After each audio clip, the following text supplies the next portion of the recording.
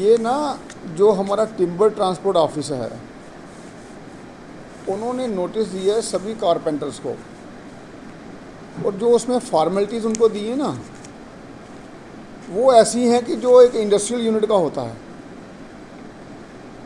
तो ये फॉरेस्ट ने दिया है, और पूरे जम्मू शहर के ये कारपेंटर ये तो हू हल्ला कर रहे हैं सारे। मैंने इनको कहा यार चुप करके बैठो आप, हम धीरे जी से बात करेंगे। ये दिया है टिम्बर ट्रांसपोर्ट ऑफिस ने, तोब शेर खानिया।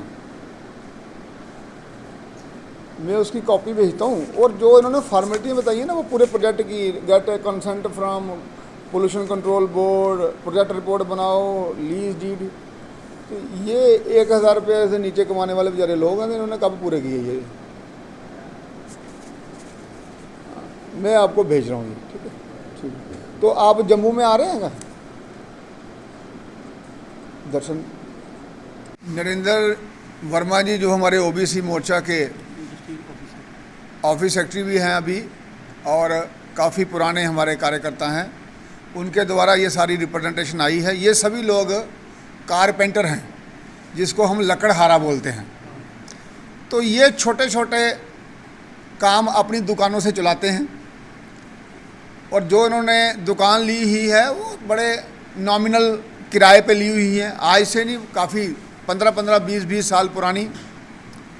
अब फॉरेस्ट डिपार्टमेंट द्वारा अपना नियमों को पालन करवाने के लिए इन सबको नोटिस दिया गया है, जो ये नोटिस है। और मैं मानता हूँ कि इसमें जो इन्होंने प्रावधान रखे हैं वो इनके बस में नहीं है, जिसमें सबसे पहले इनको लैंड रिकॉर्ड अटेस्टेड करवाना है फ्रॉम द कंसर्न्ड तहसीलदार। तो इनके पास रेंट डीड ही नहीं है, तो ये रिकॉर्ड को कहाँ से टेस्ट करवाएंगे? और साथ में जिनसे इन्होंने दुकानें ली हुई हैं वही इनको निकाल देंगे। भाई आप इतनी देर से यहाँ हो, अब हम इसमें पचड़े में नहीं पड़ना चाहते, और आपको हम ये अटेस्टेशन करा के क्यों दें? और आपको मालूम है कि कोई भी आसानी से रेंट डीड नहीं देता कोई भी।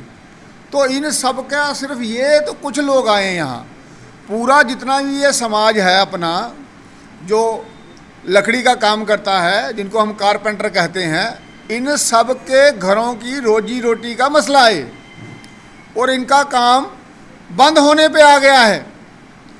अब दूसरा इनको कहा साइट प्लान बना के लाओ, प्रोजेक्ट रिपोर्ट बना के लाओ।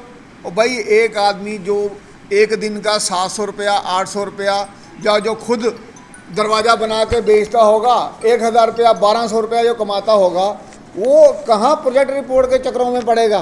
प्रोजेक्ट रिपोर्ट बनाने के लिए पैसे चाहिए, और छोटे काम के लिए क्या प्रोजेक्ट रिपोर्ट बनाएंगे ये? फिर इनको कहा गया है पोल्यूशन कंट्रोल बोर्ड से कंसेंट लेके आओ, कंसेंट टू ऑपरेट। ये इंडस्ट्री के काम हैं, इनका इंडस्ट्रियल यूनिट नहीं है ये एक छोटा यूनिट होता है। यहाँ आदमी रोज़मर्रा की ज़िंदगी में अपना काम करता है, जो किस में शामिल है? प्रधानमंत्री विश्वकर्मा योजना में भी जिन लोगों को हमने सहायता देनी थी, तो उल्टा इनका काम तो सारा खराब होने जा रहा है। तो हम सहायता कहाँ से कर रहे हैं इनकी?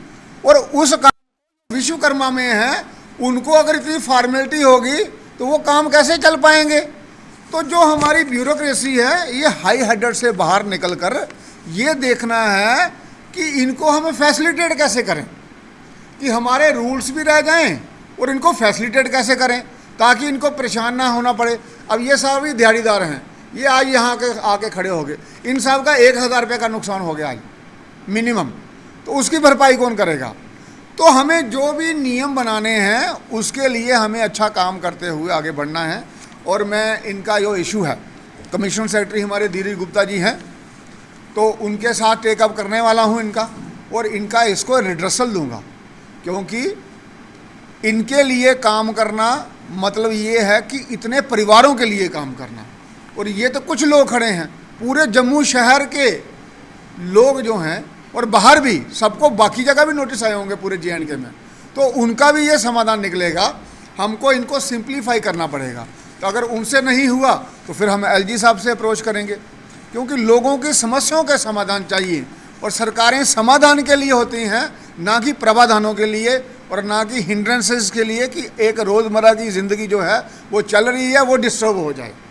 तो आगे ही जम्मू ने बहुत झेल लिया है, चाहे वो हमारे कॉन्ट्रैक्टर हों, चाहे वो हमारे दुकानदार हों, और चाहे अब ये जो इसमें विश्वकर्मा योजना में आने वाले व्यक्ति उनके लिए हो।